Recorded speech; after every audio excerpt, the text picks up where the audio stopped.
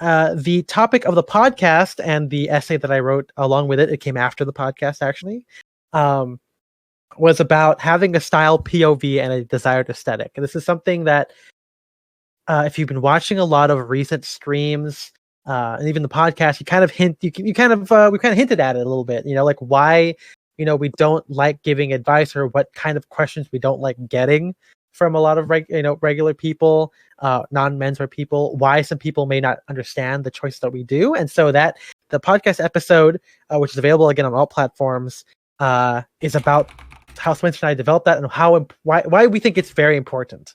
And as we said, we think that you can't really start a style journey without having that in mind.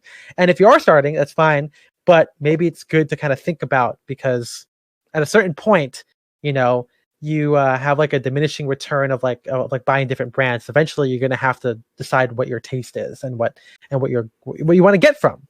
And that's the topic of today. And I thought we would get into it and kind of talk to the people that were not on the podcast, because they're style direction is Ethan and Spencer, and maybe sometimes MJ and Matt. But I thought sometimes once a month for the bonus for the Patreon. Mm-hmm. But yeah, I thought we would get into this and kind of talk briefly about everyone else's POV.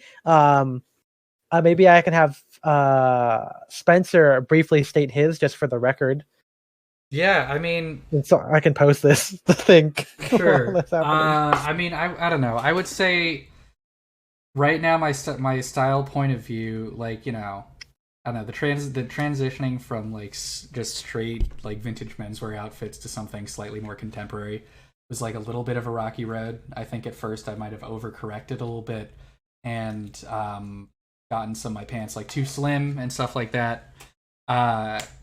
At the point that I'm at now, I still like wearing mostly vintage pieces.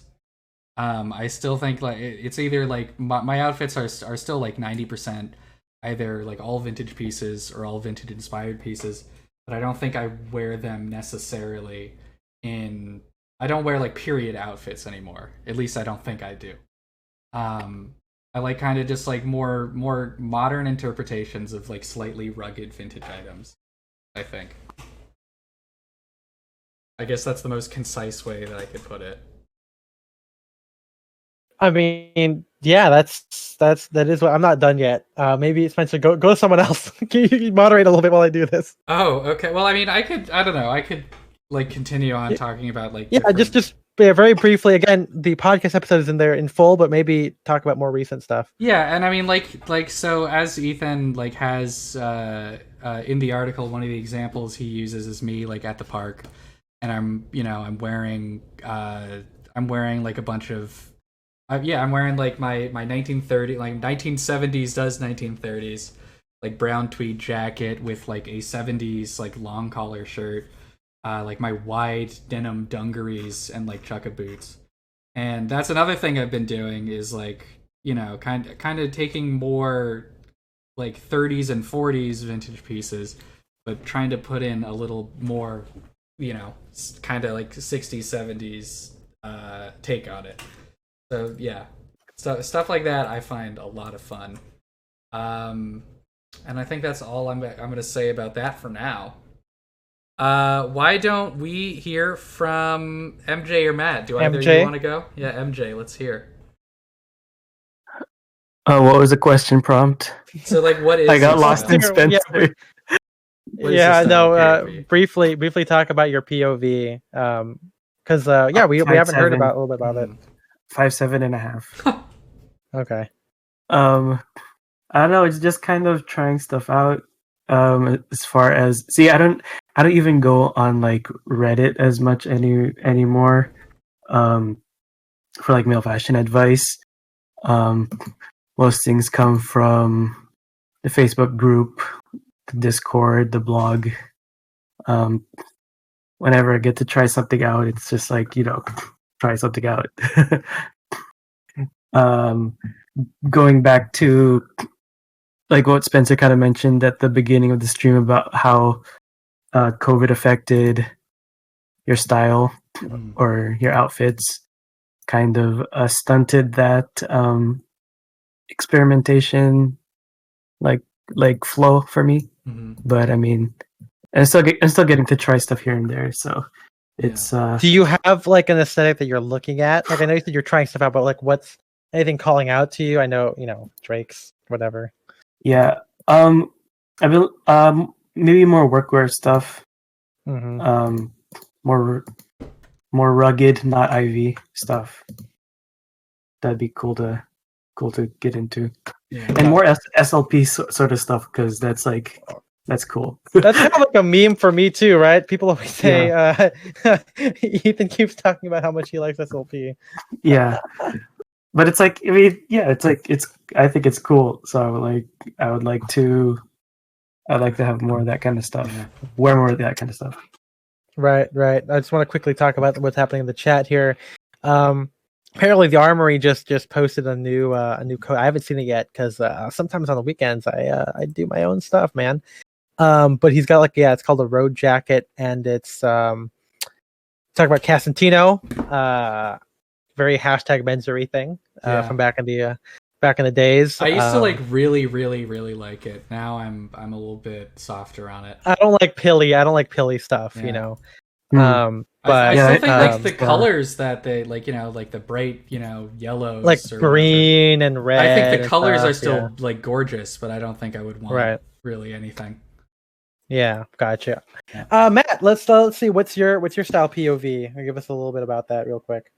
In the smallest of spoilers for an upcoming episode, Ethan and Spencer talk about Sprezzatura a little bit, how it's all about this planning and study and research, and then you eventually leave your house and you forget about what you wear. So that's right. sort of like, I feel like this couple of years I've been gathering data ever since I learned about Drake's and all this kind of stuff, and I have like compiled it all, and now I'm not screenshotting every single thing I see, and I'm not saying I've learned everything. I'm clearly not. Every time I look at something I learned, like again on this episode, Ethan references Jake Grantham, so I Googled Jake Grantham and immediately just got a wall of inspo. So I'm learning stuff all the time, but I think for like initial stuff, I've sort of consumed a lot of the media. So I'm not like necessarily, I'm just a Drake's boy, or Drake's does Ivy or Neo Ivy, or even recently I've talked about kind of my more 70s kind of influences and going down that path. I don't know. I just don't think it's like I can box it in right now. I'm trying things out, subverting modern stuff with some of the more vintage aesthetics and the high rise, and just working with my proportions a little bit better. And yeah, so sure, you get a lot of the Drake, and I'm not working Brooks Brothers or wearing tailoring like I used to a couple of years ago all the time and ties. So that element. So maybe you could say I'm doing a lot of the old off-duty Drake's looks mixed with some modern stuff and maybe touch 70s. But yeah, it's hard to kind of encapsulate. And when you say off-duty Drakes, you talking about like what Matt and Chase wear off-duty? I think so. All those guys in the Tim and all the people. So like as opposed, or even Chris, as opposed to wearing like a piece of knitwear, tie and like a tweed suit, and then you would wear just like some denim and like maybe a colorful knit, maybe a button down underneath it, and then like some weird fun piece of outerwear. So just kind of a lot of just maybe a little bit more of the casual stuff. That's sort of been the progression, just the more casual side of things. So yeah, it's hard to kind of sum up, but I just generally subverting kind of modern twists on old classics, I guess. Golden Age classics. Yeah, that's Golden Age classics. No, I mean, by the way, the reason I asked is because the current Drake's guys have a different off-duty look. I wish I kept up with them. What are they doing? I mean, Brandon's cool. Jason's talked to Brandon before. I've talked to Brandon a couple times. It's a little bit more streetwear, but I kind of dig it's very like Brandon. Cool, I think Brandon used to work in streetwear. I think you can see it. Obviously you have to do some digging because they don't tag the people that work there, but sometimes they comment. But they so far they're cool guys. They're really cool. I think it's cool to see when people, again, talk about POV, they come into a brand like Drake's or maybe the Armory or even like, when people work at Double RL, how that place influences how their style is. And then when they move on from it, how their style changes. Like I would say that, if you follow like the J Music guys, Chase and Matt, their style has definitely changed after after they left Drake's. I think it's a lot more suits, a lot more elegant. I mean, I write down in my essay on wearing solid suits, those guys were a lot more solids, because I think that when you move to bespoke, there's a lot more emphasis on that. You know what I mean? Like, Yeah.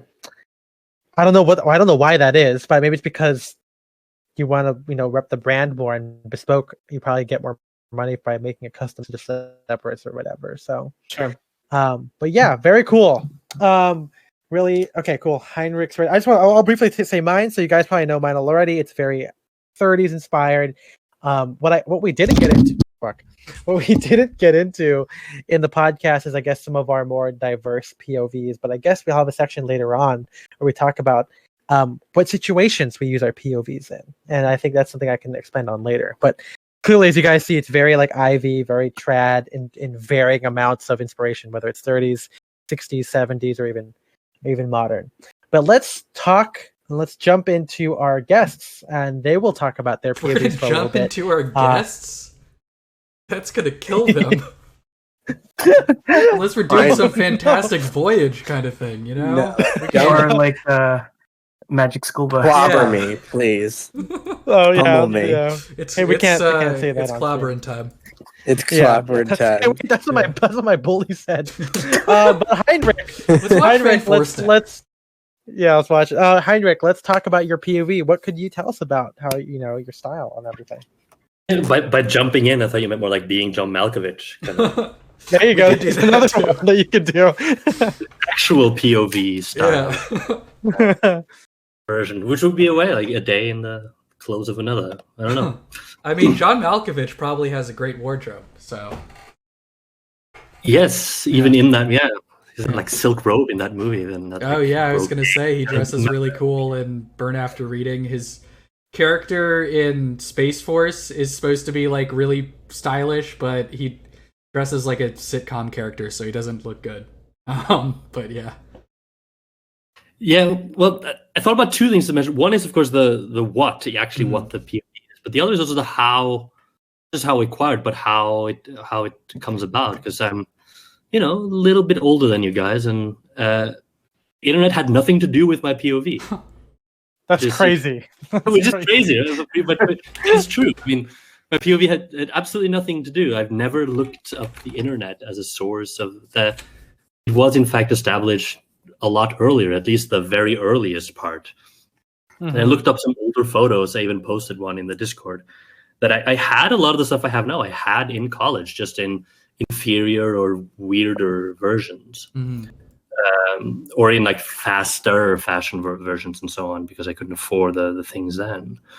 But it is informed by the fact that I've lived, I lived in Vienna, I lived in Paris, I lived in Italy for several years, and in the UK, and then moved to the US, where I've stayed for well over a decade. That's kind of the style. It's sort of like a European style based on like knitwears, jackets, a bit mod, a bit Scandinavian, a bit this, a bit French, a bit Italian, a bit of silk, a bit of this, all the time. And then for the last couple of years, more and more filtered through like Americana. So it's still it's sort of stuck or amalgamated around this sort of Euro Ivy style that I'm stretching in a couple of different directions. Which kind of means, Ivy items, but with Euro accessories, knitwear, and kind of sounds a little bit like what French Ivy is, right? Because it's French Ivy is basically, and that's like a term that really doesn't mean anything because everyone has different interpretations. But from what I've gathered, right, French Ivy is like French guys wearing American or heritage clothing in just like the way that they would probably do it. That's kind of what it sounds like. In a sense, except that it's more direct. I have direct access to the right. Well, the part of the French Ivy is sort of not being able to get the Weegens or whatever, so you buy the Alba shoes instead. Right. Or being a captive of the knitwear tradition or whatever you can get your hands on, which are like the Shetlands or whatever the British clothes. But British clothes was always the horizon. The horizon was there. Was the British, the French, and I remember just walking through at night, vaguely drunk, just looking into the greatest fashion houses around, and it's like, 700, 800 euro cashmere pants at Charvet. Is like, damn.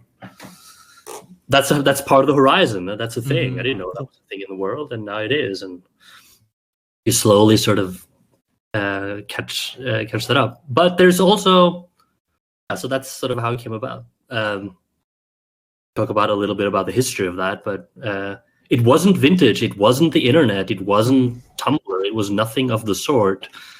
Maybe sort of the last of sort of fully analog approach to a POV. I don't know if that's No, it is. It is definitely interesting. I think. Do you now that you have the internet, do you think that your POV would have been different if you did grow up with like the internet and being able to like look around all that kind of stuff?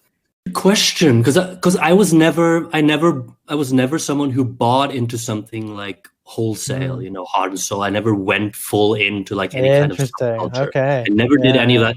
I had friends who sort of fell into different kind of rabbit holes at different junctures in adolescence, but I was never the guy who sort of went all in on anything. Who knows exactly why? Good question. But I would just pick out what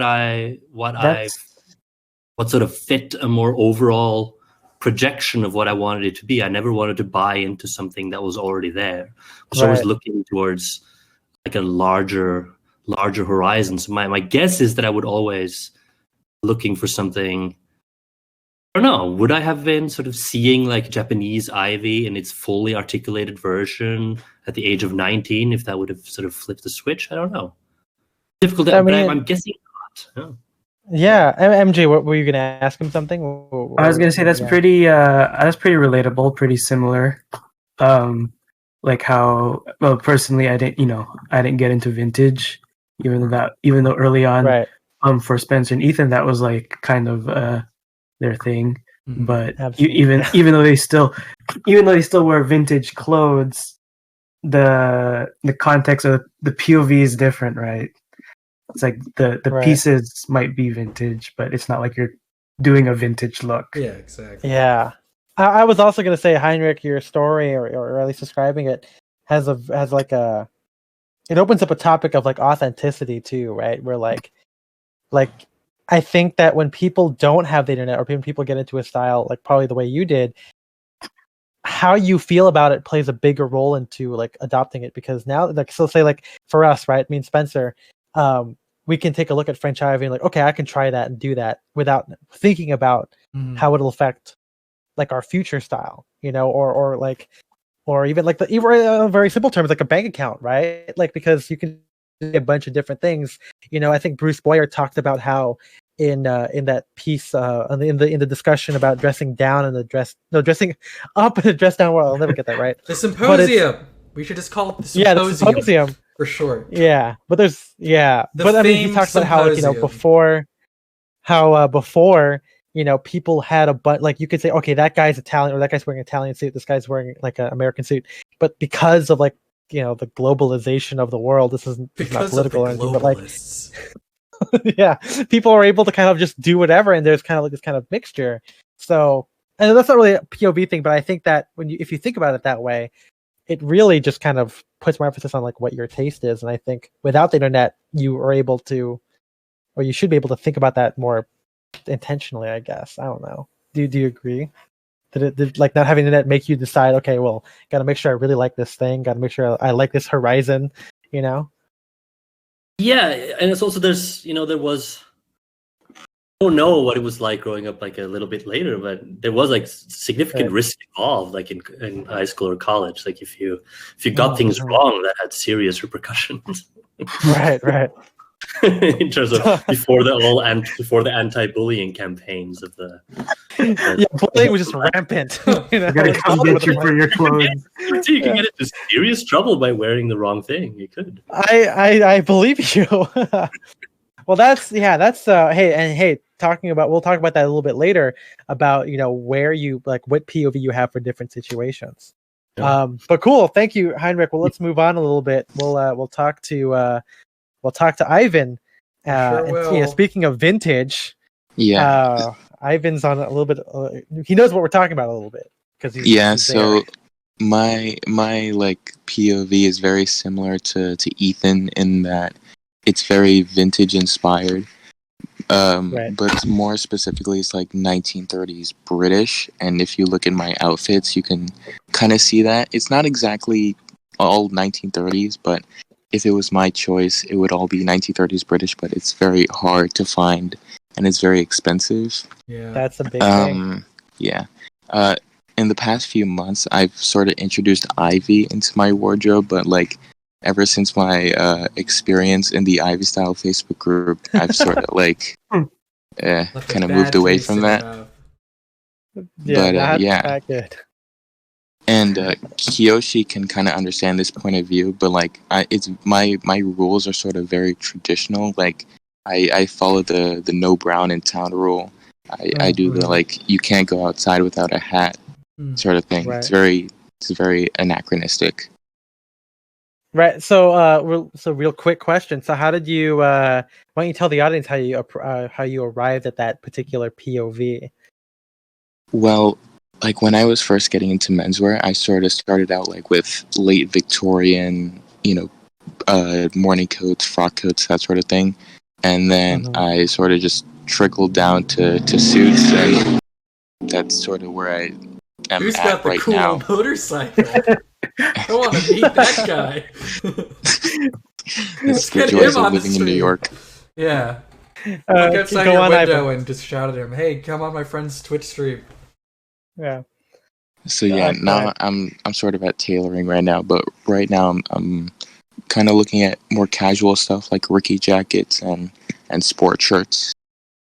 Wow, getting casual. I mean, it's kind of similar to maybe not similar to Spencer, because Spencer always kind of, even when I knew him when he was in high school, he still wore like sport shirts and jeans like early on.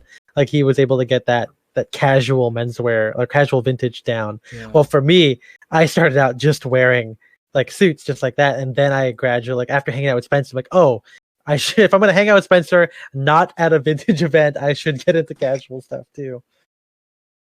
Yeah, because Kiyoshi has a fun comment about this. It's a fun comment. Yeah. So I was just saying, like, it's interesting, Ivan, that you're like now moving casual, because I feel like everyone that gets into clothing, especially tailored clothing, they start there because of there's rules, there's things you can study. Absolutely, yeah. It makes sense in a lot of very logical ways. It's really, to a certain extent, it becomes idiot proof, and then once you kind of just like are doing that for a long time, you eventually decide to, okay, I can't wear suits all day, every day, even though I would love to. And then you expand outward. You move to casual clothing. And, eventually, that leads to more and more things, because the casual realm, I feel like, is infinitely larger. And there's a lot more variations and potential points of view about how you want to take your casual wardrobe. So, welcome to a wider world. Yeah. And like especially since I'm so young, like I'm 18, and when I'm out of high school now, but when I was in high school and we didn't have to wear a uniform, I would wear like full on suits, and obviously I looked weird because nobody else my age was wearing that. Yeah, you those are some confidence you had there. I don't know what that feels like for that. Nerd. But yeah, I know. But I know you kind of mentioned a little bit about how not everything you have is 1930s, not everything you have is British. How does that factor into your POV? Like you're trying to approximate things, right? Yeah, I mean, I still sort of got that the style. Like I still wear tweed jackets with gray trousers and Oxfords. Right. I still like do the style, but the clothes themselves aren't exactly within those like rules. Yeah, I mean, I think something we talked about with like the money is, you didn't really talk about the money, but like approximating what you like is a big factor, not just for like vintage, but in menswear in general. Because I think that not everybody can buy just everything, right? Like we're not Alexander Craft, and we can't just buy Oh, I like those Enzo Benafe shoes. I'm just gonna buy them. Like maybe like in the Discord today, those shoes that that Mo has. I was like, that's really cool. It's kind of similar to the split. I mean, like there's always differences, but the split toes that I own are kind of in that vein. So it's like you affect that kind of thing. I mean, even for me and Spencer, right? We started to like Drake's early on, back when we both didn't have beards, and we would try and dress in that vein with like our vintage ties and our OCBDs. Like it was always, you kind of alter your POV based on like what you want, or you, because of your POV, you have to kind of use what you've got.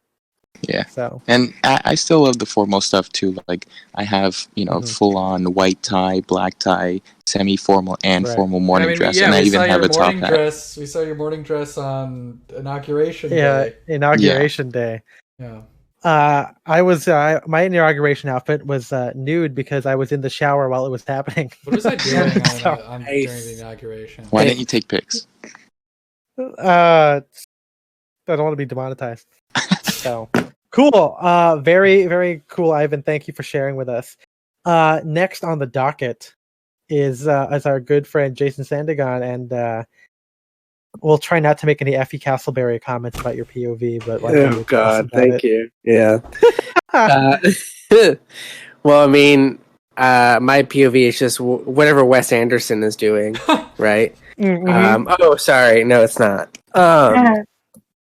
Yeah, I mean, obviously, my POV has come from, I still do a lot of tailoring, but it's done with the, that rebellious and that punk attitude, and all seen through that lens. It's an attitude, not because you don't dress like you don't dress punk style, right? And it's right, it's the attitude, and it's like the sort of the styling of the garments that make it more more punk. It's the short pants or the shorter sleeves, and that's the sort of thing that I've been going after. That I've sort of, especially through quarantine and everything, is that I found that there's there's a large common ground, especially between like the punk music that I really like and the punk attitude and tailoring. At this point in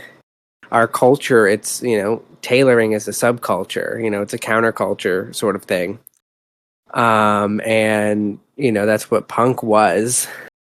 And so I've just tried to bottle that attitude into the clothing and come up with different interesting combinations. Like you said earlier, with like the turtleneck, right? A white turtleneck with jeans.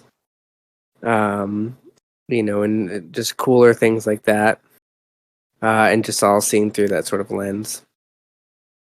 Now,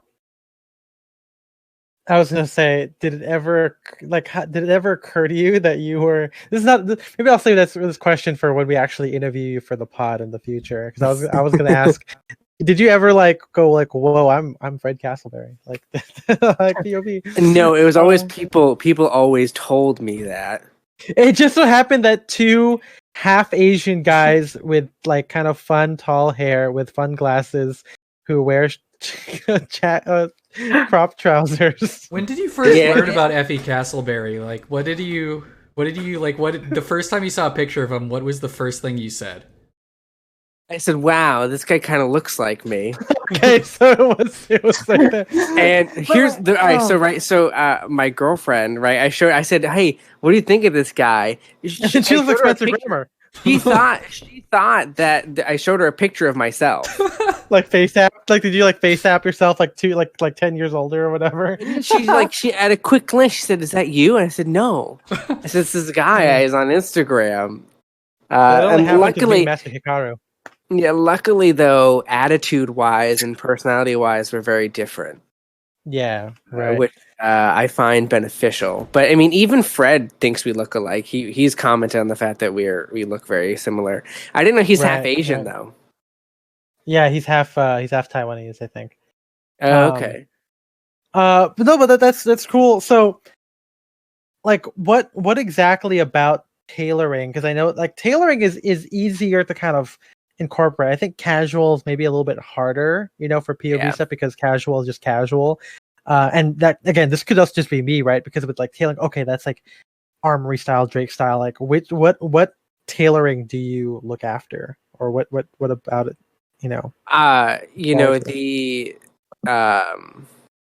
It's basically like things like Edward Sexton and like Tommy Nutter were huge, Okay. inspo, and of course they made everything for like Mick Jagger and Elton John Right. and those Right, early right. times, and those I have books about Tommy and like those imagery and that thing is like that's everything that I loved about Right. things you could But- do with tailoring, and that's what Yeah. sort of I like. And now obviously Edward Sexton's a little more calmed down, which is sort of where a lot of my inspiration has come from, is finding that sort of through line between the really advantageous stuff and the regular stuff, right? And finding a Right. way to combine those two, and make garments that just are cool, and they're not Amazing. out there, but they're just they're cool and interesting. Like brown check suits, or even like things Right. like tartans, and using styling things with wider lapels, things like that, and just Well, 'cause creating. I was gonna say that I can see that in terms of like the patterns and like the kind of attitude, but like the cuts are very different, right? Because again, you like shorter, cropped, natural shoulder compared to the Tommy Nutter or like Edward Sexton, the kind of pagoda shoulders, the the longer what do you call it? jackets, longer jackets, more 70s bell bottoms and everything, or flared pants right, and everything. and and I try to take those things, right. You take the 70s, take the things that and everyone talks so much shit about the 70s, right? But you take Spencer and I apologize for that already. We had our own podcast about that. The We're tide is fine turning. now. I think that the tide is fully turned at this point. Everyone thinks the 70s are the coolest again. Yeah. And taking those things, right, and just bringing it into the modern era without it being a sort of redux or anything. Just taking those, pieces and those ideas and moving them forward. It's the same thing like I'm trying to do with like punk, is that taking the same punk ideals, but obviously creating a new form of it.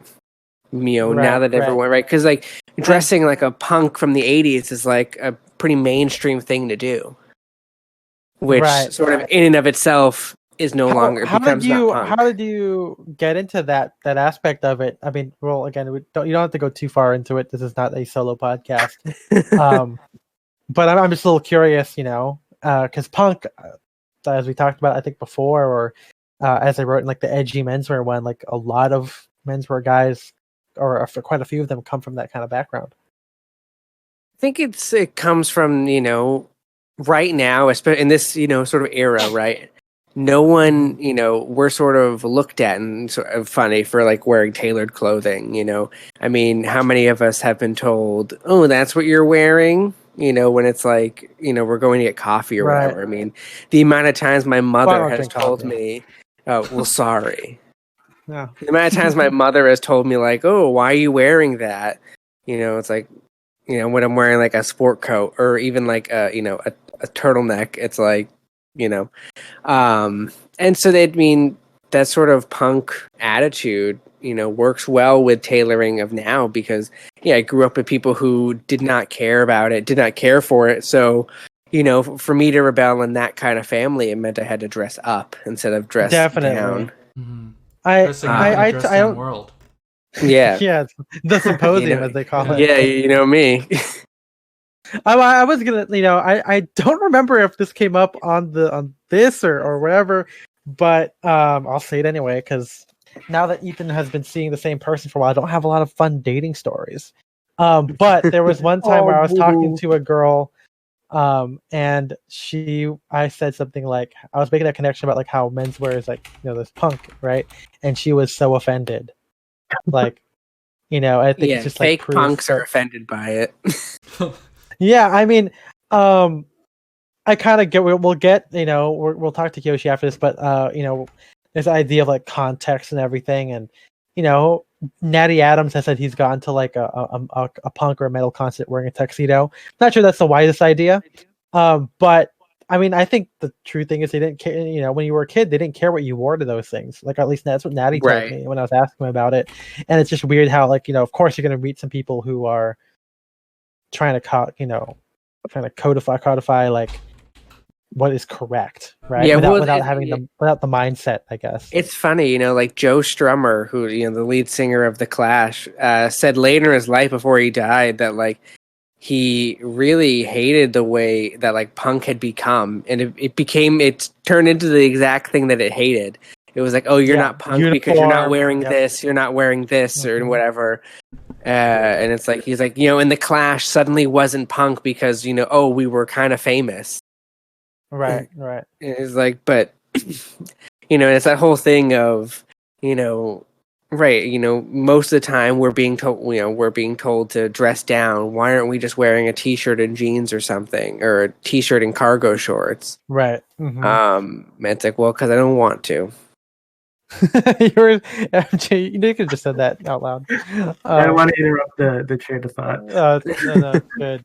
No, but those are all very valid stuff. I think that I mean, MJ knows that too, like where I and Spencer, but Spencer said he'll be right back, right? That's what he said. He'll be right back. But I definitely identify with that kind of punk rebel. Maybe not. I don't consider myself a punk, but I could definitely consider myself more rebellious, maybe like indie or whatever. You know, the real indie thing is to wear. You know, if we're talking about like the spectrum of indie to punk, I'm more on that line. But you know, that's definitely kind of like the way I see it and why I like the kind of it informs my slouch, right? My slouchy approach to menswear, because it's kind of like people say like you can't possibly be comfortable in that. Well, like fuck you, I'm just gonna slouch right over here. You know, I look. Right. You know, like in group, MJ knows this, like in the Asian American group, and like group pictures, some people will stand a little too straight or a little too, you know, and they're not even wearing tailoring. They're just wearing like, I'm like, you know, and I'm just there like being myself, you know. Yeah, me and my bad posture. Yeah, take that back, take that spine. But cool. Thanks, Jason. That's I really identify with that. That particular POV, or at least the mindset behind it. But let's talk to you know, our last guest, I guess. Kiyoshi. Not really. I mean, he's a regular contributor. I don't know. Like so far, this whole group has been pretty consistent, like for the past like 2 weeks. So it's been pretty fun compared to like originally, where sometimes it's just like, oh, it's just me and Spencer today. What are we gonna do? You know. But Kiyoshi, tell us about your POV. Sure. I'll keep it to just tailoring. Because I think for casual, it's to be pretty frank, all over the place and very experimental, and me trying out new things when I'm not wearing tailoring. So you know, it used to be a lot more like Ivy focused. That was probably my first interest, Ivy prep, however you want to call it, and kind of moved out of that. But now it's a lot more. I'm more focused on just wearing black and making it very, you know, stuff for urban environments, very simple, a lot of solids, and not really wearing neckwear.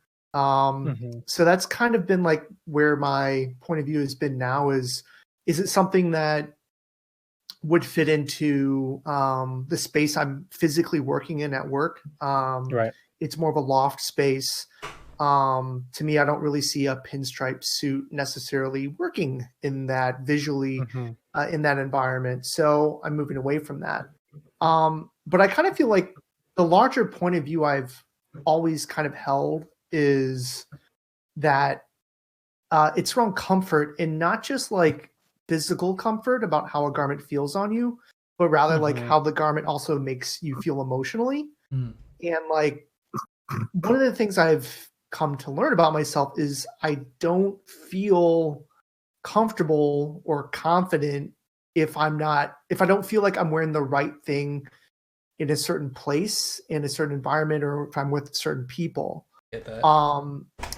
And that it kind of also informs like how I view tailoring, and how I first started viewing it was, you know, I never saw like tailoring as like, oh, this is like a fun thing to do initially.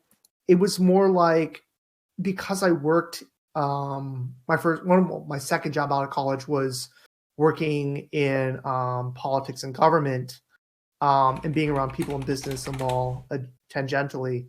To me, I always kind of had tailoring through this lens of like, it's the uniform of a certain type of man that's working in certain professional areas. Mm-hmm. And it is kind of this tool that they use while moving amongst people and their peers. Mm-hmm. And that's kind of always the point of view I've held on tailoring. It is a work-based garment for the most part. And for the mainstream it is. Yeah, it should be worn as such. And I never really viewed tailoring as like, oh, this is like fun and casual and, you know, like the corduroy suit or like workwear, 3 like patch pockets. Yeah, like that wasn't like part of the kind of the way I viewed suiting was in that way. Obviously now I, you know, have a more broad view, but I think if I were to like ever go back into that business or rather that profession, I would hold the same initial views of like, it's to perform a function to look a certain way to certain people. And being experimental or fun or, you know, basically like looking like you're out of a Drake's lookbook, that's not how I'd want to present myself in tailoring. It would be more like out of LOL. Yeah, just kind of like something that's a little bit more boring. Sacrilege. To be pretty frank. Yeah. So I'd say that's my POV when it comes to tailored clothing. Right. I mean, hey, you brought up some really good stuff about context, and we'll get into that right after this. But why don't you briefly tell us about casual stuff? Because I mean, you know, if you're in the Discord, which applies to most of us here, but if you're not, patreon.com/downdirection, we routinely see stuff that you share, like the Needles collab Vans, right, and like the Eddie Bauer shirts and everything. Tell us a little bit about like your, if you can, try and narrow down your POV to what it is. Why don't you share it with us? I mean, it could just be a vibe, right? I would say that it's like every fit usually hits these 3 things for me. It's I'm probably wearing something I bought that's vintage, cool. Typically outerwear, but not always.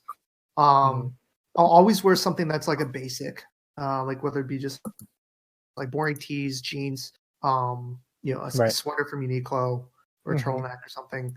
And then like something that's like unique and weird that I bought from a brand I like, whether it be like 18 East or like the LL Bean collab with Todd Snyder or Engineered Garments or something like that, where it's got like an interesting fabric, interesting design.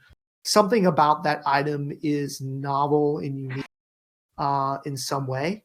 And that's the way I kind of try to put looks together using that formula. Sometimes it works, sometimes it doesn't, but that's kind of the way I try to view like my casual clothing is.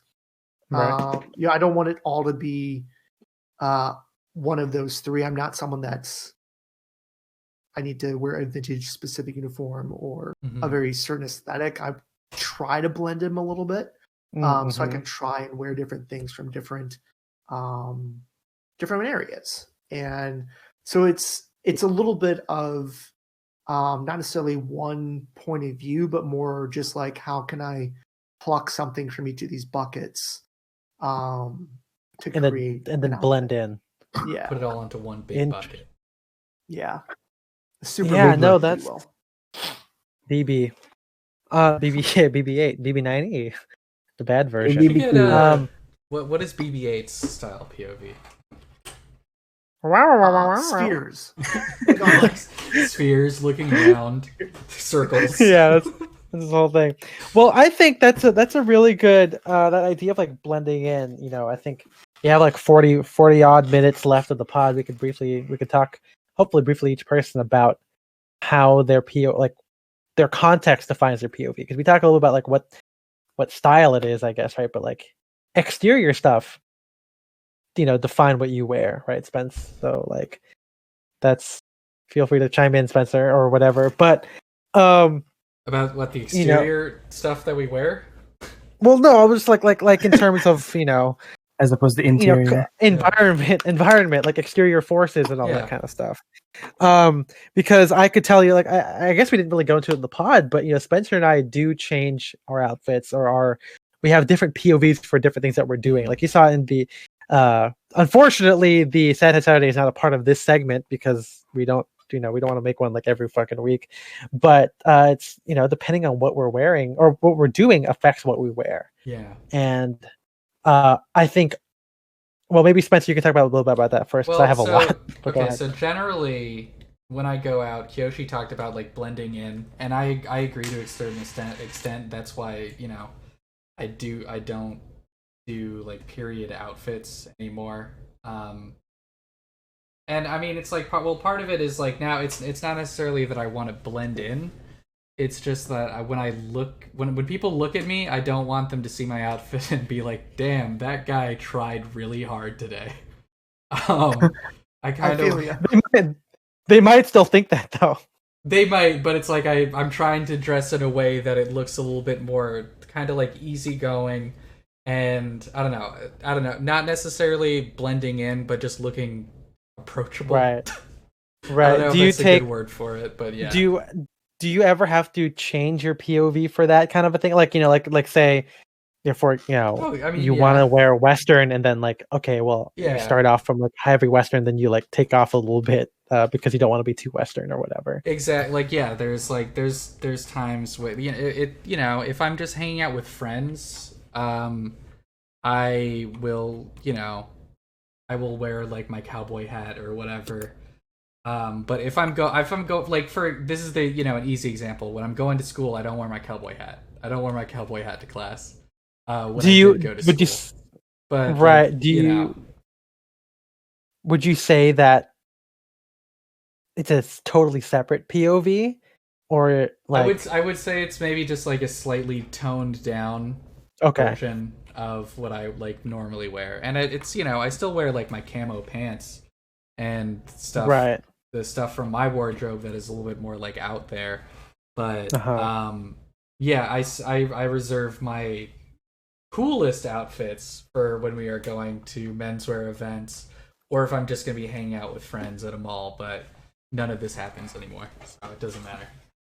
This question was much more relevant a year ago because I mean now there's only one context in my life now. You can wear it for home. That's true.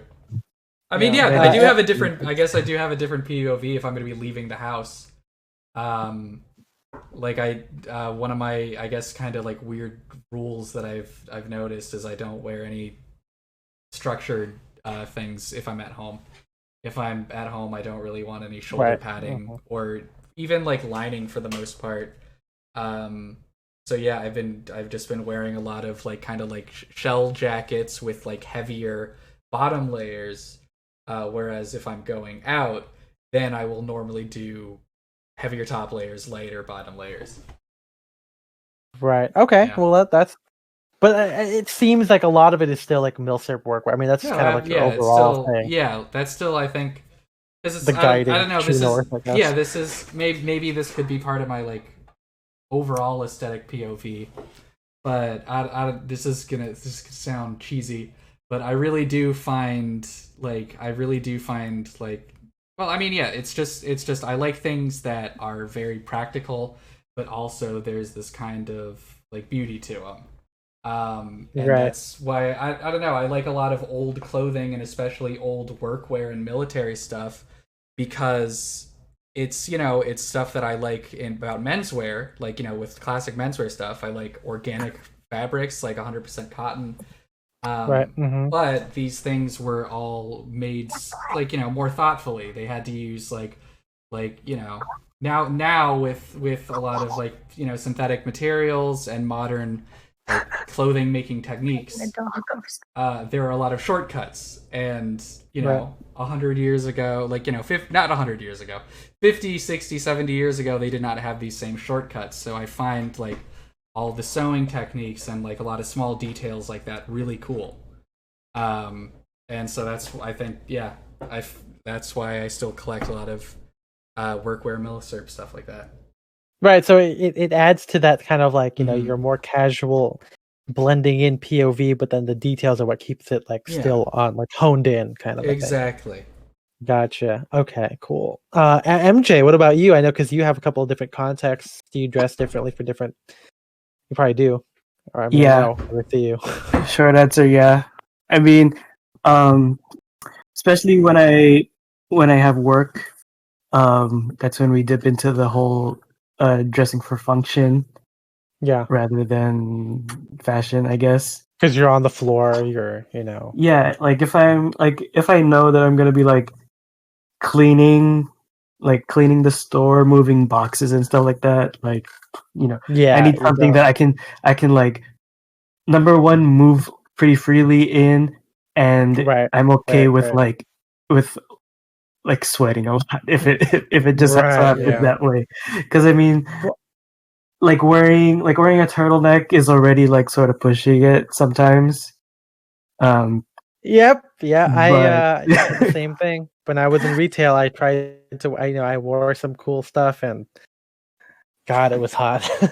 yeah, or like I blew out the crotch of my jeans one time when I squatted to pick something up. So Yeah. those Well- jeans are like out of commission for moments, but Right. So something I guess I'm also going to add on to the whole context thing is, now that you kind of have a better idea of what you have to do in your lifestyle, does that apply into how you buy things? Because I feel like, Spencer and I talked about how, okay, we're not going to buy high-waisted pants. Or we're not going to, no, we are going to buy that. We're not going to buy like low-waisted pants because that just doesn't fit our POV. But then there's an added thing of like, okay, well, we're in California. We're not going to buy fucking tweed trousers or even sometimes flannel trousers because that just doesn't make sense. yeah, Does that apply to sometimes. you? Yeah, Okay. yeah, yeah, that's pretty relatable. I mean, there's like a few times where like I was like looking at sweaters, like cable knit sweaters or something like that, and I'm like, I don't really need to wear. Mhm. Like, I mean, like, what am I gonna be able to wear it a couple times a year and then put it Yeah. away for the rest of the year? You should have bought the cotton cable knits that you guys had because I bought those. When those were Yeah. there. It was see. Okay, ever since going is a little bit off topic, but not really. Go ahead. But when once like COVID happened and then like stores closed and then opened up kind of and then opened up kind of a little bit more. Right. Like I haven't been buying anything to be honest. Like for I don't know what as that far feels as like. as far as clothes, because I mean, I was there's- gonna say it's kind of a harder question for people who aren't buying in this time. yeah, I mean, also I do like a lot less laundry too, so just the most that I look at clothes is when I'm at the mall for work, and I just look at it because I have to be there. Well, that's cool. I mean, yeah, it makes sense to take a break and to kind of I mean, it's I don't know if I'd buy less now. I feel like I'm kind of already moving in this direction of like buying things that I've wanted or save up for. But yeah, okay, very cool. Matt, what about you? What's do you have different POVs for different situations and also talk about buying? Right. Well, I'd say it's probably an extension of my POV rather than just, a different one entirely for going out. It's probably a little more casual in that, try to keep, at least this was when the weather was a little bit warmer, wearing like a ball cap generally. And then maybe sneakers or at least another casual shoe. Having, casual, instead of reaching for a trench coat or a wool cashmere ball McCann, going for a Barber or a field jacket. And just saving those for when I really need it for the elements. That whole casual outerwear. When I have to wear tailoring, usually skipping ties, the kind of like Kiyoshi was talking about, favoring knitwear or just other ways around it. Because I've also been exploring tailoring with just like t-shirts and all that stuff, and I didn't know how to do that at first, but now it's kind of been an easier thing. But yeah, just when I do go out, just subverting, like we had to record something for choir and it's my first time here this semester. And so I had no idea what people were wearing. I didn't want to do business casual. So I just wore like turtleneck and the sleeveless cardigan and these cords, and some people were wearing the whole like actual navy blazer brass button with ties and all that. Some people were doing like a homecoming shirt look, with the dress shirt and just like the solid color dress shirt with a black tie. Okay, yeah, it was all over the place. So I didn't know what I was getting to, but yeah, I just a combination of what I just said, but also subverting, like trying to not, they would expect me to wear like the navy blazer, so I'm going to wear this, That's just what they would expect. That's exactly what they were expecting me to do, and I did not do it.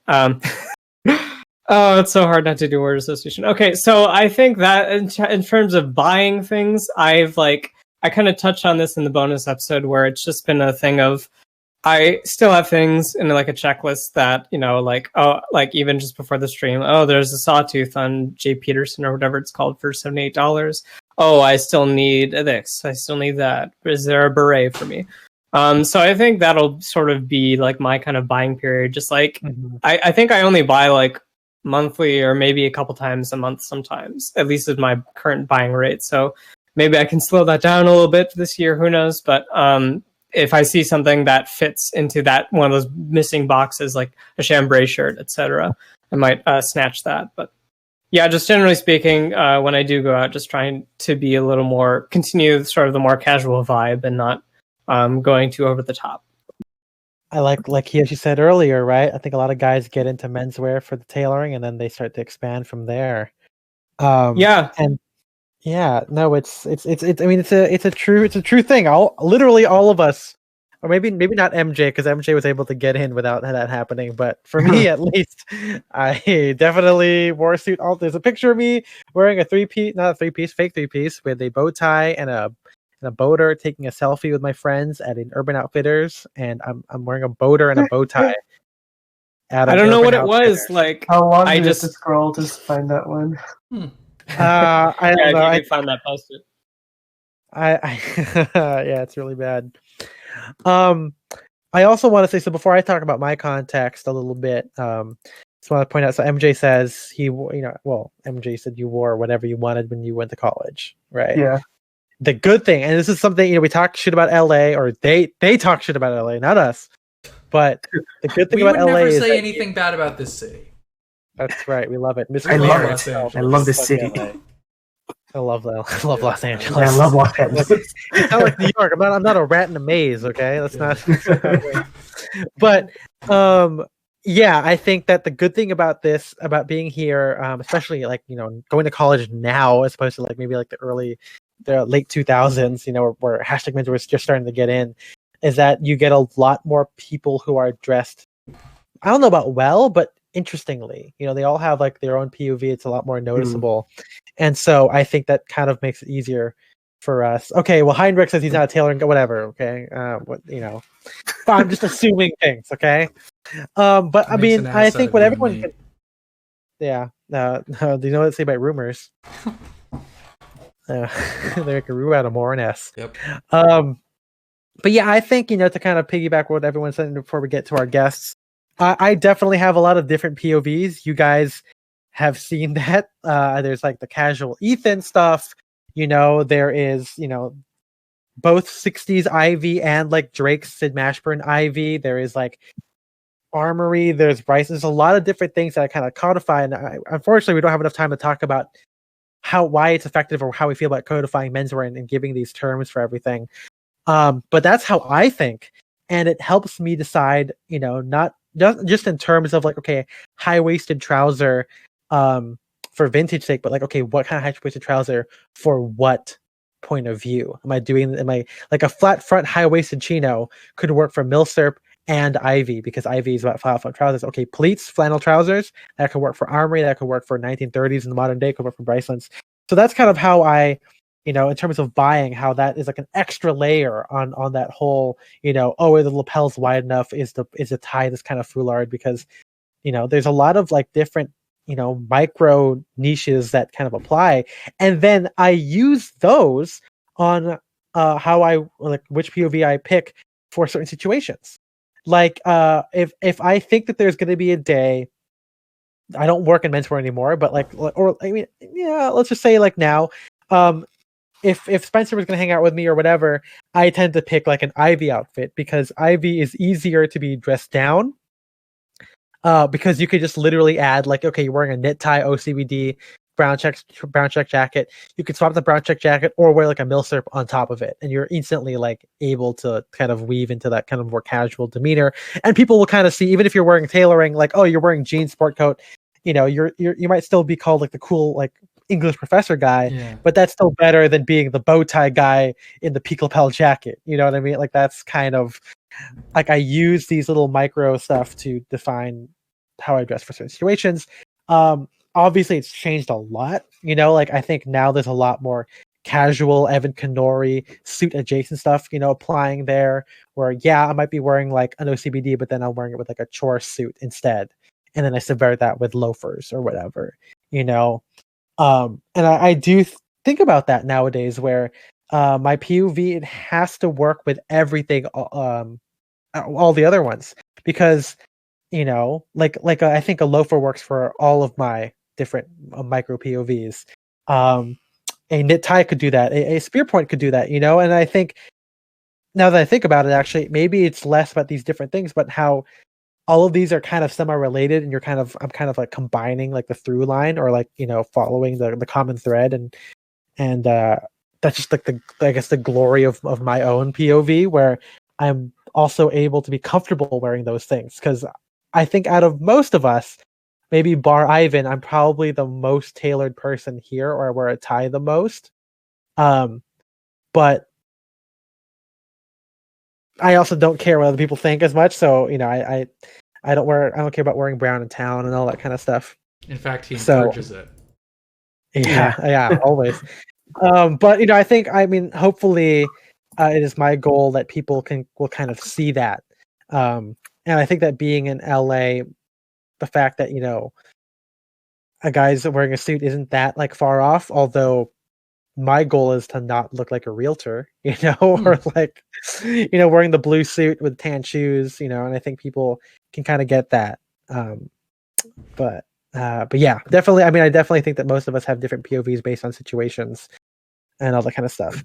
So let's jump back into our guests. Maybe they can talk a little bit about that kind of thing, because I think a lot of us have different pieces for different situations. You know, maybe not all of us will wear a fedora, you know, out unless there's like inclement snow or whatever. It looks like Ivan's ready to go. We're let's jumping go into Ivan first. Yeah, jump in, Ivan. Tell us about your thing, because I think you're probably most related to mine. So tell us about yours. Yeah, so despite me saying that my style is moving more casual, I still do primarily wear, you know, coats and ties. I occasionally I will wear like a sweater and some casual pants like corduroys or jeans, especially like if I know I'm going somewhere where it's going to be casual. Like the other week I had a small gathering with friends, and you know, maybe a year ago I would have worn a 3-piece suit, but no, I wore just a Shetland sweater and jeans and penny loafers. Wow. So do you find yourself buying based on this new POV now, or like it has to be I mean, casual to go down? I'd still prefer it to be 1930s or 1930s based. Like my jeans are high waisted, they have wide legs, so it's still sort of in that style, but much more casual. Right. I mean, I think that we can probably see that. I mean, you know, for regular watchers of Saturday, we can see that through line of like, you know, 3-piece suit. The next week you might wear like a cable knit or the tennis sweater, you know, and at least for guys like me and Spencer, like we know that the tennis sweater has been around for a long time. Like that's like there's a lot of, you could do that with a lot of 30s look. Spencer has like one from like the 40s or 50s that's like wool, you know. And that's a great way of still incorporating that, like, you know, that vintage trad, but then, you know, making it more casual. Like you said, you're also like into English looks. That's a very good way to kind of signal. Yeah, I was just about to get into that. Like, for those of you who don't know, I live in New York, specifically Queens, and the most English of all the boroughs. I consider Since, queen. Yep. Since I go by the no brown in town rule, I consider New York City to be my metropolis and then Queens to be my countryside. So when I'm at home, I wear the That's what they tweed keep telling jackets. me. When I'm at home, I wear the tweed jackets, and then if I go into the city, I will wear the dark suits with my bowler hats. Gotcha. That's interesting. That's exactly the kind of answer or the kind of elaboration I was looking for. But yeah, I mean that's really. I wonder if I do that because I think Spencer and I we don't even. I mean, it took us a while to even get navy suits, right? I don't think we have them, right? Like I still don't own a navy suit. I don't have a full navy suit. Yeah, I have a double-breasted suit. I don't have a single-breasted suit. Yeah, I mean, I think it's harder for us in LA because we don't really have that delineate. I mean, I guess you could if you're going to go to downtown, that's your city. But then even then, I wouldn't wear a suit in downtown LA. Like that's not what I would be. I wouldn't want to do that. But I think that it always depends, like kind of like vibes, and some days when I wear a suit, I try and play into the whole navy suit like aspect of it. It's like I'm sure Kiyoshi will get into later, but the kind of corporate thing, like when I wear a navy suit, I'm almost always wearing a spear point collar because that's like my spread collar, and then I wear like a foulard tie or like a block stripe because that's cool. And then if I'm wearing separates or like a cotton, my brown suits, the brown check jackets, that's where there's a lot more play with like OCBDs, knits, wool ties, whatever, because that those are casual things, right? Or at least on the realm of in menswear, tailoring old school rules and all that kind of stuff. And I also, believe it or not, I don't know if you guys noticed, but I play that into how I take the picture too. I think that a lot of my suit looks, double-breasted stuff, spear point collars, those tend to be taken very like dramatically with dramatic lighting because I don't know, maybe it's my way of showing how elegant something is. And then when something is, with like tweeds, jeans, whatever, I tend to take it more rustic or maybe like a little bit more of like a different background or something, to kind of play into that kind of thing. Because again, Spencer and I, there's no city, there's no delineation, It also applies why I wear my suits on the weekend compared to home, because if I'm home, tweeds are a little bit easier, even if they're like rougher, it's easier to kind of live in them, especially when it's cold right now. And then take a picture outside, maybe it's really windy or it's almost like half drizzling. Excuse me. And when I'm out like today or like going to my church to play the piano, it feels not like an occasion for like church reasons, but like it's a bit different. There's a little of occasion because it's different than your house. It's not the country. So I guess I did wear a suit in downtown LA, I guess, because my church is literally down there. Yeah. But yeah, that's very cool, Ivan. I think, you and I have, because of how our background and vintage and our preference for tailoring, very similar mindset there. Okay. So Heinrich said he's ready to go next. So let's go into how you dress for your context and how that affects the buying. We're not going to call you that. Okay, go ahead. Yeah, I don't know. Maybe am I perhaps the exception once more? I don't know. I don't feel like I have too many different contexts. But one of us is, of course, the lateral of career, because being in academics, and I've spent most of my student life and my graduate student life and then the life as a professor have been like classroom oriented. It's been the same thing, which tends to lead to, in academics and others, to kind of arrested development, where people just stay the same because they can, and the situation doesn't in fact change, which I think hasn't happened, but at least there hasn't been there isn't a wide range. I don't think, and maybe you guys disagree, but I don't have like a big range ever had in terms of, I don't have extremely casual stuff until maybe fairly recently, sweatpants and such. I've always had that kind of snotty attitude towards sweatpants, that you've sort of, like Karl Lagerfeld one, that you've lost control and shit. That was certainly a part of how I was thinking about it. I never really had that. I had sports clothes for when I did actual sports, and that was the context-oriented version of that. Anything else seemed silly. But I also never had like nice suits. A couple of like prior lives as a, I was a youth politician at one point. I was an intern at Goldman Sachs at one point. Long times. But Yeah. those are suit-oriented things, and people just wear shitty suits in those types. Yeah, the look, as Kyoshi would call it. You know. Yeah. And I had a black suit. It was not good. I mean, but it's like a black 3-button even. It was not good. But since I left that stuff behind, there hasn't been, unless I go to funeral, there hasn't really been for any of those type of things. But I haven't. But I always was oriented towards like some elevation. That's always been the way the way I dress. So I always had ties. I always wore them. Okay. Sometimes because we went to the symphony to see like a concert or to the theater was like a big part of my college days, sort of in Paris and Vienna. Like going to the theater was like then you did put on a tie to do that. So I had it, and I had sport coats, and I was always doing that. But it was never a very big distance between my low casual looks and my most elevated ones, and that has stayed the same. Change is sort of that I've become more aware of the continuities between them. So my buying sort of has been to upgrade certain things or filling in certain gaps.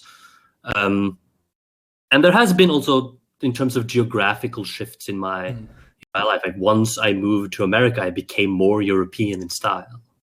Interesting. It's like I buy more scarves, more European shoes, more English brands and so on find their way in because I precisely wanted to demarcate that difference between the American situation that I've spent maybe too much time in, too many years in, and where my origins were from, and I wanted to accentuate that. So I was never tempted to go into very much into that other.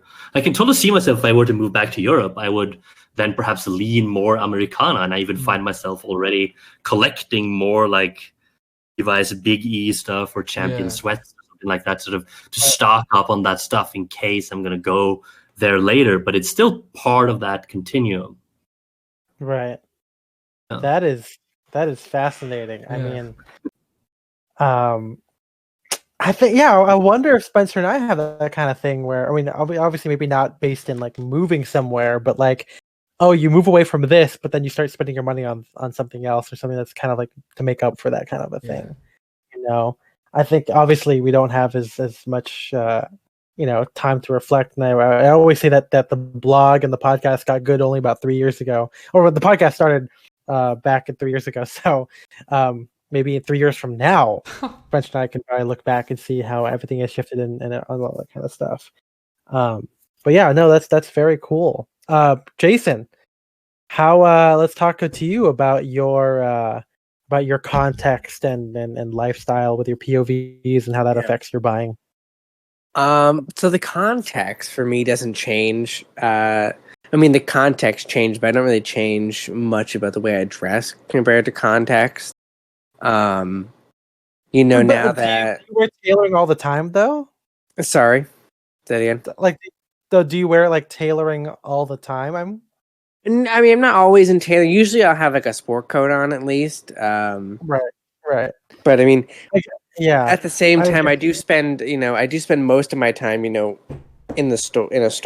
Mm-hmm. So I have to look, a little bit like I know what I'm doing.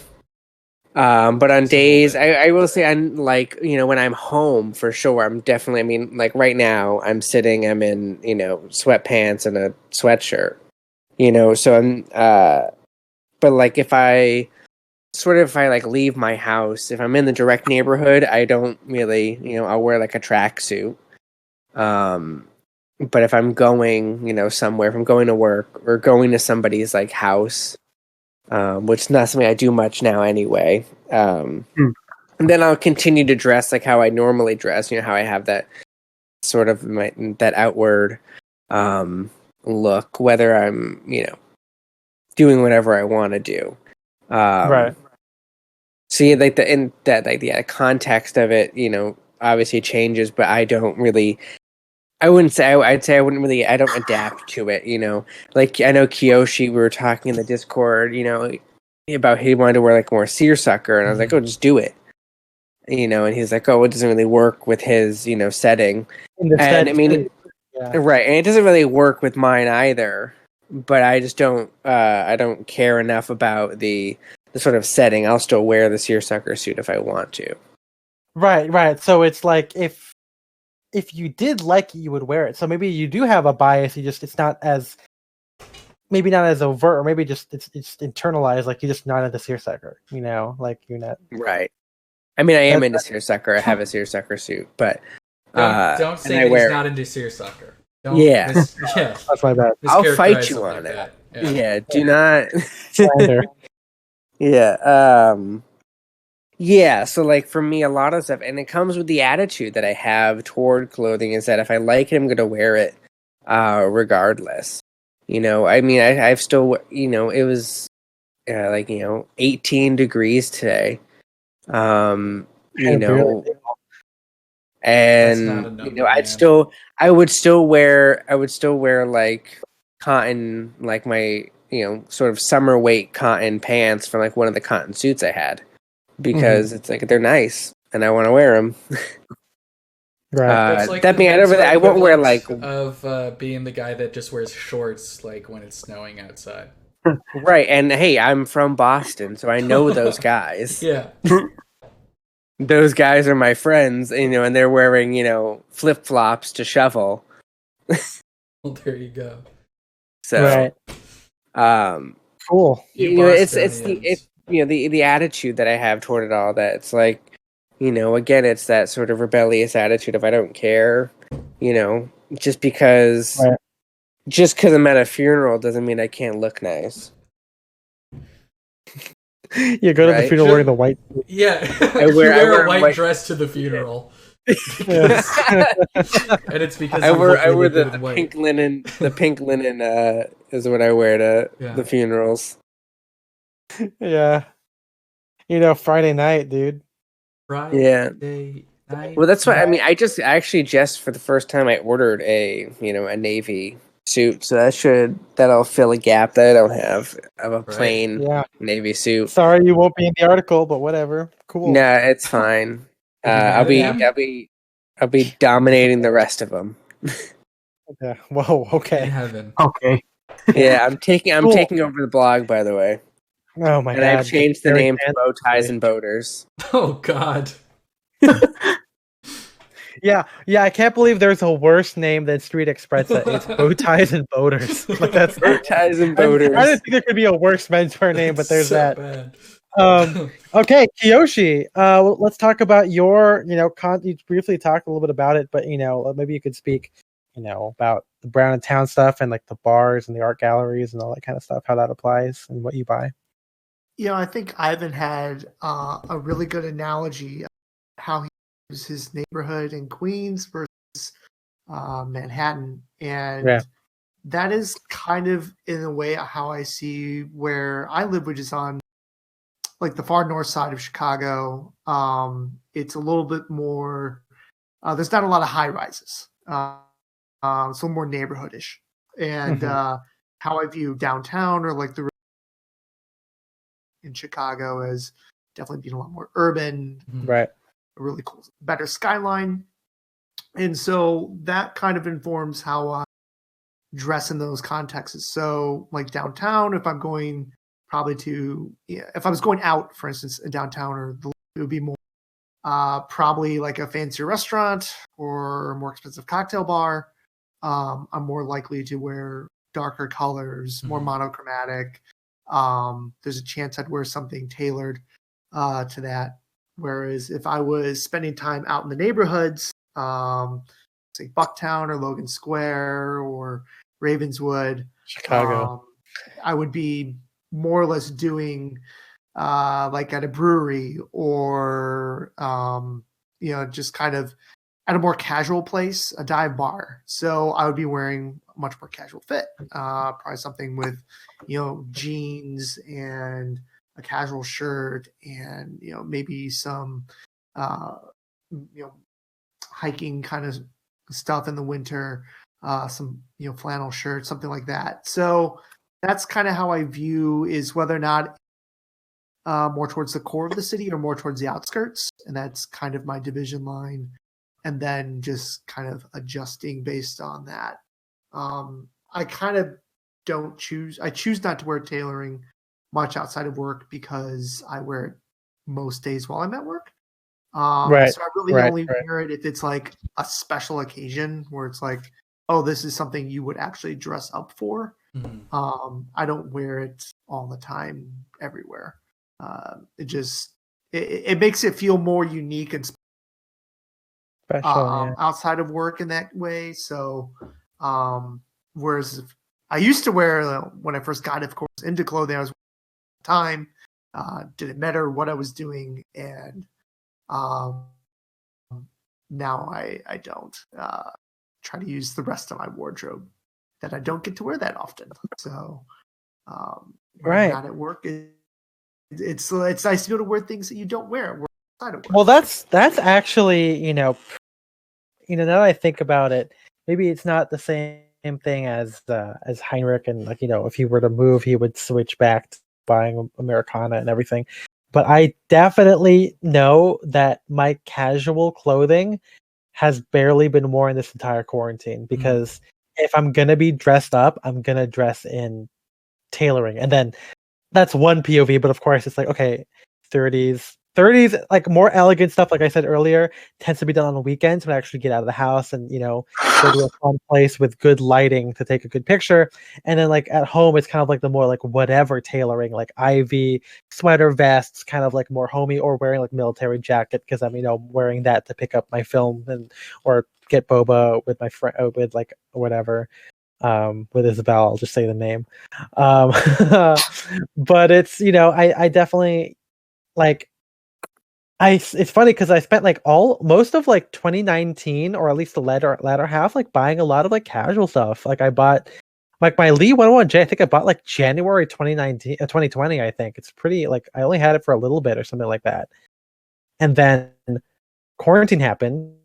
And I feel like I don't want to wear casual clothing because it's too easy. I think, and it's also like one of those things I talked about before where I have to be inspired to wear something. And typically, if I'm not usually if I'm with Spencer or like going to workwear stuff, going to the Rose Bowl, that inspires me to wear like workwear or milsurp. But when I found out when it's just me thinking, I think in terms of like ties and sport coats. I don't know if that's going to change. I mean, we're about to start our next year of quarantine, or in a couple of months. So, kind of wondering to see. Okay, maybe this quarantine, I wear denim jackets and t-shirts. But yeah, I'm not entirely sure there. I mean, at the end of the day, it's all about like what aesthetic I want. And I know we didn't speak too much about that because I don't think everyone else codifies as much as I do. Like, I don't think exactly like everyone says like, oh yeah, menswear tailoring 30s, but like I'm like super like, and this comes with me and Spencer, like, okay, that 30s tie, that's a brocade, that's a very like that era of 30s, like that is like that look, or like that's like bold look 50s stuff, or there's because like bold 50s could play into swing, but there's a lot of like late 40s. I guess another thing that we could have talked about in the episode, maybe we could talk about in the future episode, is it's not only codifying like the details of the piece of clothing, but with 20 with hindsight, we are able to look back at a specific piece of like vintage clothing and say, oh, this is the type of person that would have worn this. And so not only is it like, okay, well, this is this part of the 30s, we're like, well, what kind of 30s guy do I want to kind of like exude? Right. And I think a lot of, I mean, we didn't have to say that a lot, but like I think everyone here has kind of mentioned what that is for them without exactly codifying it, right? Like I think, for Kiyoshi, again, this is another plug for the Discord, but at least you can see his style in the Sad Head Saturday. But I think all the pieces he picks fits into like what that guy would be wearing. We talk about like we mentioned the look, right? With like in terms of corporate, but I think what got like would a guy at the guy who buys the fun Eddie Bauer shirt could be worn with jeans and like the Danner boots could be that guy at the brewery, right? or just like me with my SLP, like, you know, whatever, like if I'm hanging out with cool people, I think, okay, this SLP guy that I'm cosplaying basically is like like in my head, it is Ethan, but it's like, okay, it's an SLP guy who's wearing tailoring, you know, because there's an outfit I wore, where I don't know what the event was or what we were doing, but I wore a navy sport coat with a white rayon scarf, a plaid sport shirt with paint splattered chinos, and then my Armwell Chelsea boots. And that's kind of like not really like Ivy whatever, but it did have this whole, okay, this is what in my head what this guy hanging with these people would wear, you know. And you know, again, codifying style is going to be a great future topic, you know, David. We are gonna I was gonna be into this, but I thought maybe we'll talk a bit more about buying and like personal style POVs. But anyway, before we close out, I want to say again, I asked if anyone in the chat had anything to say, but David says, you know, at the end of the day, wearing what you want to wear is the best. And I think that's kind of at the end of, like what the POV is all about. If you know what that is, then you'll always be wearing what you want to wear. I say this all the time with sweatpants, you know, like if you can make that look, that POV with your sweatpants, then it'll be a good look. And I think I was able to do that, right? Like I did that with like the kind of corduroy sport coat and the hoodie or whatever. That's like fun, you know? And or it could be, you know, if you're going to do a corporate look, there are definitely ways to get around that. Like I think like for me, right? Like I wear cotton suits, but if I just wear it with like a plain white shirt, plain rep tie, or like a very minimally striped rep tie, I think I could get away with that kind of, you know, that look without wearing a bad suit, you know, without getting there, right? And also I did get a message on Instagram about this from another MFA user named Vincent. And again, I'm just going to be brief here because I'm going to close out really soon. But he talks about how he also doesn't like influencers. And again, influencers aren't bad people, but you know, we like to judge. But I think, but I think one of the issues that he, you know, astutely pointed out is that typically these people don't have a definitive point of view. Their point of view is defined by their sponsors, and I think that that's kind of a big thing. It's the opposite problem where, you know, you're kind of just wearing what's given to you as opposed to wearing it for yourself. And when you're able to break that illusion, again, this is not the influencer episode, but you should see how fake everything is, you know. And I think that's very important. I think when you follow people with inspiration, I don't think you know, don't stalk them, but I think knowing what their context is, what they, you know, at the very least where they work and what their lifestyle is, helps a lot in finding out if their style is good for you to pull from. I think that's why Spencer and I always suggest following the people who work at the brands as opposed to the brand itself sometimes, or, you know, or following designers, artists, because these guys are regular people and you get to see how it works in like their everyday life and how their POV is. You know, we talk a little bit about like Mark Cho. Mark Cho is the head of the Armory, but he doesn't dress like super extravagant or whatever. I mean, he is wearing expensive stuff, but he has this approach that's very, as we called it in last week, like it's a very salary man kind of a thing. It's very like regular, you know. He wears a lot of ready to wear as opposed to bespoke, not like maybe like 60% of the time or whatever. But like it works for him and it makes his style very different than say like Alan, who wears more bespoke that you see, or compared to Ethan, who wears like bespoke with like vintage. And I remember when I talked to him, you know, he said like, yeah, when he was at the Armory, he would dress up a lot, but then now he lives like a 15-minute walk from his store. Like he'll just wear like what's easy, you know, he'll just wear what he can throw on and what can take a beating from walking in inclement weather or the sun, or survive being like pushed around on the train for 15 minutes. And I think that's something very cool that I don't think you have to be there for years, you know, like to look back on it. But the earlier you are to find that POV, the easier it is. Yeah, that's very, very cool stuff from Vincent there. Far Eastern says he knows he likes slouchy workwear that's tailored to his climate. That's a good POV. Mm-hmm. Like I think that's totally fine. Drapey, comfortable, lounge pants, lounge pants, softer silhouettes, you know, all the kind of stuff. And I think, you know, being able to find what that is and moving beyond the idea that someone on Reddit said, if I just wear 3 cool things, I have a cool outfit. Maybe it's not that easy. Not that you should be dissuaded from it, but I don't know, fashion becomes more cool when you're able to know exactly what you like, and it's again more than just looking good. If you can find what as who was it? Was it Nicki Minaj who said what's good? You kind of like yeah, you were like roboting out, so I didn't. What's gooey is what came out as. What's gooey? Let's put that on a hat. That'll be our first piece of merch. A hat that says "What's gooey." No. Oh no! I'm gonna make that emoji tonight. I just want to say that my Discord connection was green the whole time, so I didn't know that I was cutting out. No worries. But anyway, thank you all for joining us for this very great conversation Symposium that we had. Symposium, dressing up and a dress down.